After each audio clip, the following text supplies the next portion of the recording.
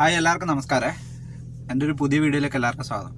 അപ്പോൾ ഇന്നത്തെ പരിപാടി എന്താണെന്ന് വെച്ചിട്ടുണ്ടെങ്കിൽ ഞാൻ ഡെയിലി മോർണിംഗ് എന്താണ് കഴിക്കുന്നത് എന്നുള്ളതാണ് കേട്ടോ. അപ്പോൾ ഈ ട്രക്കിനകത്താകുമ്പോൾ നമുക്ക് എന്താണെന്ന് വെച്ചിട്ടുണ്ടെങ്കിൽ നമുക്ക് കറക്റ്റ് ടൈമിന് കുക്ക് ചെയ്യലും പരിപാടിയൊന്നും നടക്കില്ല. അപ്പോൾ രാവിലത്തെ ഫുഡ് നമുക്ക് വളരെ ഇമ്പോർട്ടൻ്റ് ആയതുകൊണ്ട് അതിന് ഞാൻ എന്താ ചെയ്യുന്നതെന്ന് കാണിച്ചു തരാം. ഞാൻ ഓവർനൈറ്റ് ഓട്സ് ഉണ്ടാക്കുന്നത് കേട്ടോ. അപ്പോൾ അതെങ്ങനെയാണെന്ന് നിങ്ങൾക്ക് കൂടെ കാണിച്ചു തരാം കേട്ടോ. അപ്പോൾ അതിന് മെയിനായിട്ട് എന്തൊക്കെ ഇൻഗ്രീഡിയൻസ് വേണ്ടതെന്ന് കാണിച്ചു തരാം കേട്ടോ. കടല, ഈത്തപ്പഴം, ബദാം, അത്തിപ്പഴം, മുന്തിരി, വാൽനട്ട്. പിന്നെ ഉപയോഗിക്കുന്നത് അണ്ടിപ്പരിപ്പ്, പിസ്ത, മത്തൻ സീഡ്, സൂര്യകാന്തി സീഡ്, ഫ്ലെക്സ് സീഡ്, പിന്നെ ഓട്സും കൂടെ കേട്ടോ. പിന്നെ പാലും, അത് ഡേറ്റ് നോക്കി എടുക്കണം കേട്ടോ. പിന്നെ കുറച്ച് തേനും കൂടെ എടുത്തിട്ടുണ്ട്, അതൊരു ചെറിയ മധുരത്തിന് വേണ്ടിയിട്ടാണേ. ഇപ്പോൾ ഉണ്ടാക്കാൻ തുടങ്ങുന്നതിന് മുമ്പ് ഇതൊക്കെ ഒന്ന് കഴുകും കേട്ടോ. ഇതൊക്കെ കഴുകുന്ന നല്ലതാണ്. പൊടിയും അതുപോലെ തന്നെ എന്തെങ്കിലും കെമിക്കലും കാര്യങ്ങളൊക്കെ ഉണ്ടെങ്കിൽ ഒന്ന് കഴുകി കളയുന്നത് നല്ല കേട്ടോ. ഇതെല്ലാം ഇട്ട് വെക്കാൻ ഇതേപോലെ ഒരു ഡപ്പയും കൂടെ എടുത്തിട്ടുണ്ട് കേട്ടോ.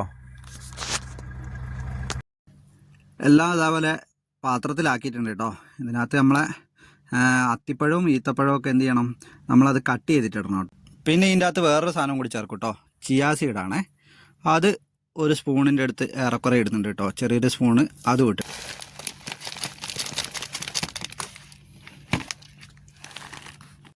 അപ്പോൾ ഏറെക്കുറെ എല്ലാം ആയിട്ടുണ്ട് കേട്ടോ. ഓട്സ് ഉദരത്തിന് വേണ്ടിയിട്ട് ഇതാ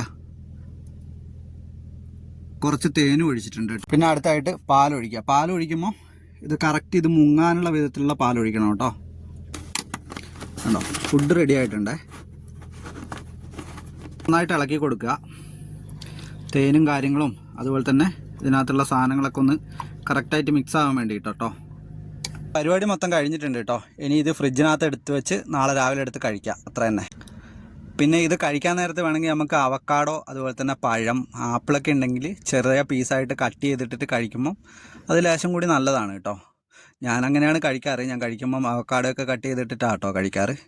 എന്തായാലും അടിപൊളിയായിട്ടിരിക്കുക, ഹെൽത്തി ആയിട്ടിരിക്കുക. അത് തന്നെയാണല്ലോ, ഹെൽത്ത് ഉണ്ടെങ്കിലല്ലേ ബാക്കിയല്ലേ ഉള്ളൂ. ട്രക്ക് ഡ്രൈവേഴ്സും അതുപോലെ തന്നെ നാട്ടിലുള്ള ആൾക്കാരും എല്ലാം ഒന്ന് ട്രൈ ചെയ്ത് നോക്ക് കേട്ടോ. എന്നിട്ട് എങ്ങനെയുണ്ടെന്ന് ഒന്ന് കമൻറ്റ് ചെയ്യണം കേട്ടോ. ഇനിയിപ്പോൾ ഇതിനകത്ത് എന്തെങ്കിലും ഞാൻ ചെയ്തതിൽ എന്തെങ്കിലും മിസ്റ്റേക്ക് ഉണ്ടെങ്കിൽ അതും ഒന്ന് പറയണം കേട്ടോ.